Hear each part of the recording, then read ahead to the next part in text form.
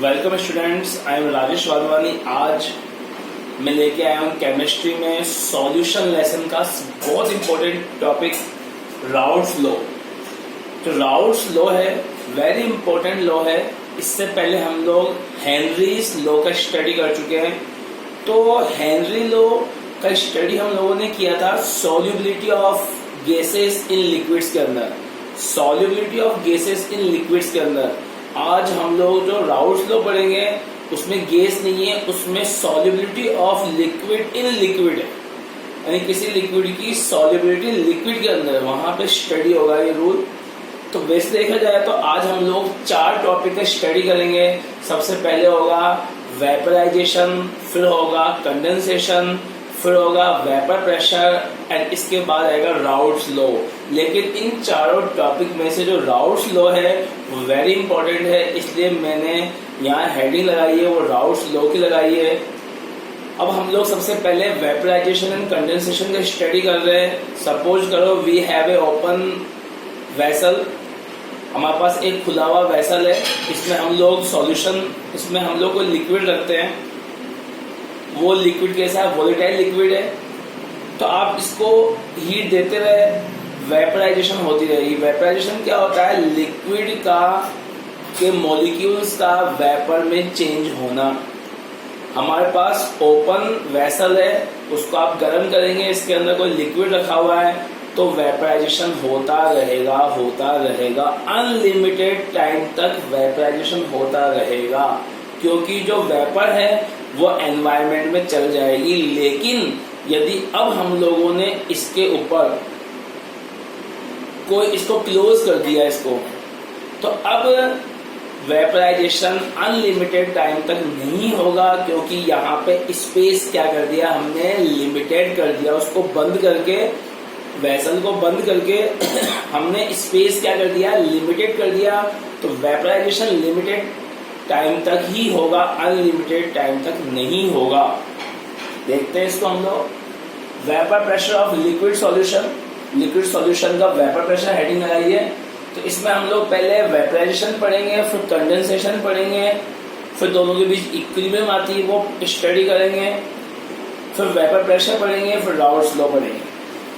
If a liquid is capped in a closed container, किसी closed container के अंदर हम लोगों ने लिक्विड रख दिया, देन वेपराइजेशन टेक्स प्लेस। तो क्या होगा? वेपराइजेशन होगा and after some time condensation also takes place. और कुछ समय बाद क्या होगा? कंडेंसेशन भी होगा। कंडेंसेशन क्या होता है? जो वेपर मॉलिक्यूल्स है ना और वापस लिक्विड फॉर्म में आते हैं, इसे बोलते हैं कंडेंसेशन।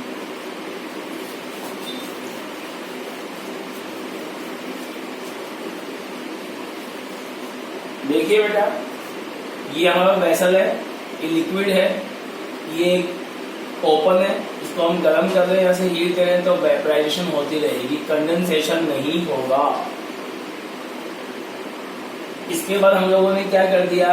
एक वेसल लिया, इसको हीट दे रहे हैं, इसमें लिक्विड भरा हुआ है, इसको क्लोज कर दिया तो यहाँ वेपराइजेशन भी होगा, फिर वेपर बनेगी। तो ये जो वेपर बनेगी यहाँ पे स्पेस क्या है? लिमिटेड है। तो वेपर के मॉलिक्यूल्स है वो क्या होंगे? लिक्विड मॉलिक्यूल्स में भी चेंज होंगे। क्या बोलेंगे इसे? कंडेंसेशन। तो इसमें दोनों ही प्रोसीजर हो रहे हैं, वेपराइजेशन भी हो रहा है और कंडेंसेशन भी हो रहा है। वेपराइजेशन भी हो रहा है और कंडेंसेशन भी हो रहा है। फिर एक टाइम ऐसा आएगा जब वेपराइजेशन और कंडेंसेशन दोनों में क्या हो जाएगी? इक्विलिब्रियम हो जाएगी। इक्विलिब्रियम का मतलब होता है जितने लिक्विड पार्टिकल्स हैं वो वेपर पार्टिकल में चेंज हो रहे हैं, उतने ही वेपर पार्टिकल्स हैं वो लिक्विड मॉलिक्यूल्स में चेंज हो रहे हैं। जितने मॉलिक्यूल्स, अगर वाटर की बात की जाए, जितने मॉलिक्यूल्स वाटर से वेपर बनेंगे उतने ही वेपर पार्टिकल्स किसमें चेंज होंगे? लिक्विड में चेंज हो जाएंगे। इसे बोलते हैं इक्विलिब्रियम। दोनों जो रेट है वो क्या हो जाएगी? इक्वल हो जाएगी। कौन सी रेट? वाटर से वेपर बनेगी और वेपर से वाटर बनेगी। तो अपन देख सकते हैं the process by which molecules of vapour is change into liquid. जो वेपर के मॉलिक्यूल्स हैं वो वापस लिक्विड में चेंज होके नीचे आ जाएंगे, उसे क्या बोलते हैं? कंडेंसेशन बोलते हैं। क्या बोलते हैं बेटा? उसे कंडेंसेशन। ठीक है।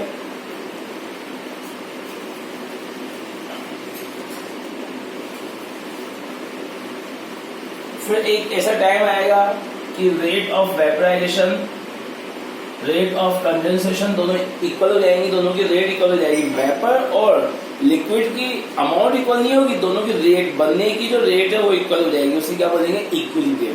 ठीक है, अब हम लोग वेपर प्रेशर का स्टडी कर रहे हैं।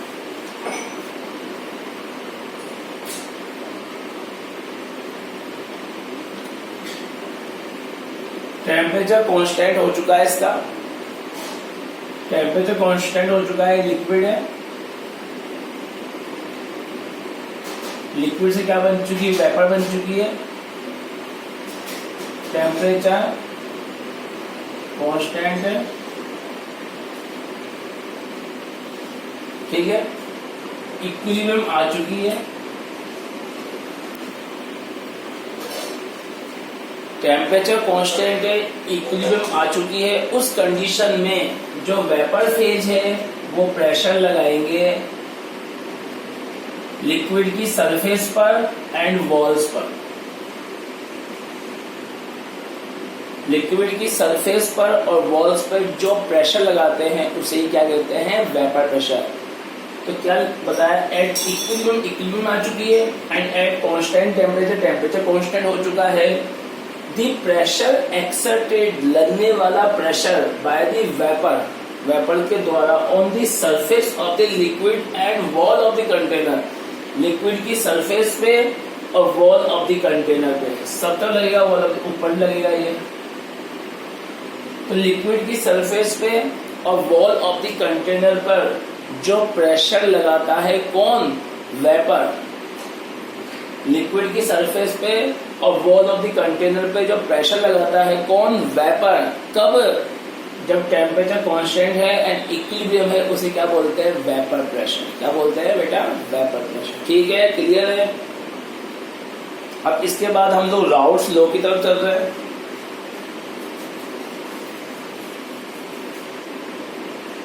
Suppose we have a two liquid component, 1 and 2। हमारे पास 2 liquid component है, 1 and 2। ठीक है, दोनों ही क्या है, वोलेटाइल है, दोनों ही वेपराइज। वोलेटाइल मीन्स जो वेपराइज हो सकते हैं उसे वोलेटाइल बोलते हैं। जब हम NaCl की बात करें, NaCl नॉन वोलेटाइल है, आप कितना ही गर्म करो वो वेपर में कन्वर्ट नहीं होगा। तो 1 and 2 टू कंपोनेंट्स है लिक्विड के, दोनों कैसे हैं, वोलेटाइल है, दोनों ही वेपराइज हो सकते हैं। सपोज 1 का जो पार्शियल प्रेशर है वो P1 है, पार्शियल वेपर प्रेशर P1 है, और 2 का पार्शियल वेपर प्रेशर P2 है। पार्शियल मीन्स होता है कि ओनली 1 द्वारा कितना प्रेशर लग रहा है, ओनली 1 कंपोनेंट द्वारा कितना प्रेशर लग रहा है उसे पार्शियल वेपर प्रेशर ऑफ 1 बोलते हैं। एंड ओनली 2 सेकंड कंपोनेंट द्वारा कितना प्रेशर लग रहा है, कितना वेपर प्रेशर लग रहा है, उसे partial vapour pressure of component 2 बोलेंगे। तो यहाँ P1 partial vapour pressure of component 1 and P2 partial vapour pressure of component second है। सपोज फर्स्ट के लिए मोल फ्रैक्शन x1 है एंड सेकंड के लिए मोल फ्रैक्शन x2 है। अगर ये समझ में आ गया तो राउट्स लॉ समझ में आ जाएगा। देखिए बेटा क्या है, suppose we have a solution, in the solution 2 volatile components are present.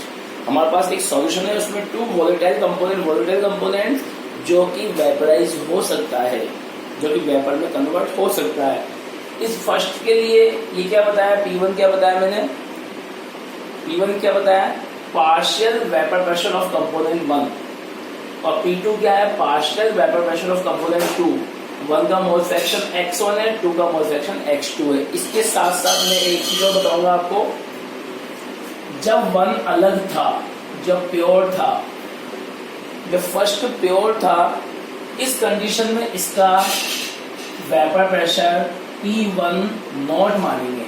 जब प्योर था, जब मिक्स नहीं किया था अपन लोगों ने, ध्यान देना इस चीज को। जब 2 प्योर था उस कंडीशन में इसका जो वेपर प्रेशर, उसे पार्शियल वेपर प्रेशर नहीं बोलेंगे। पार्शियल तो मिक्स होने के बाद खुद का और खुद का होता है, मिक्स होने के बाद उस कंडीशन में इसका पार्ट इसका जो वेपर प्रेशर था वो कितना था P2 नॉट। यहाँ पार्शियल वर्ड यूज नहीं करेंगे, पार्शियल कब करते हैं जब मिक्स होने की बात करते हैं। अब राउट्स ने क्या बताया, देखिए यहाँ पे ये जो ऊपर चीजें हम यहाँ बता रहे कि if we have two volatile liquids 1 and 2 P1 and P2 are the partial vapour pressure. Vapour pressure आएगा यहाँ पे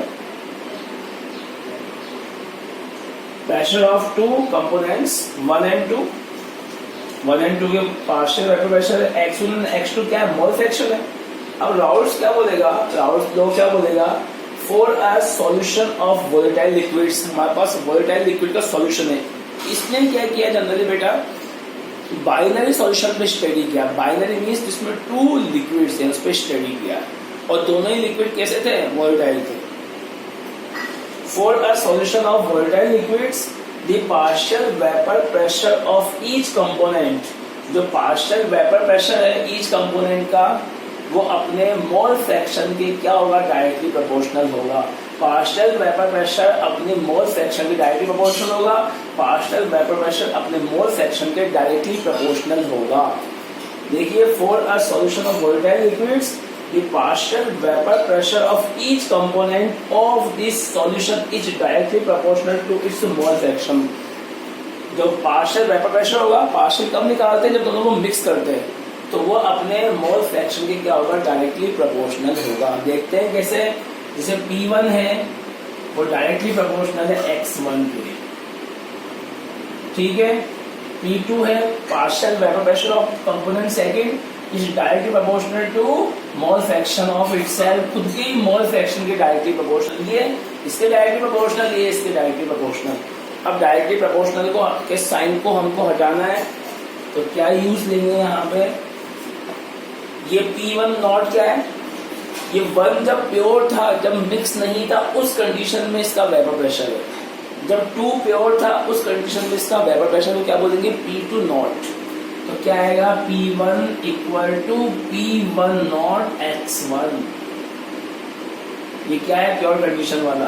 P2 क्या है बेटा, P2 नॉट X2।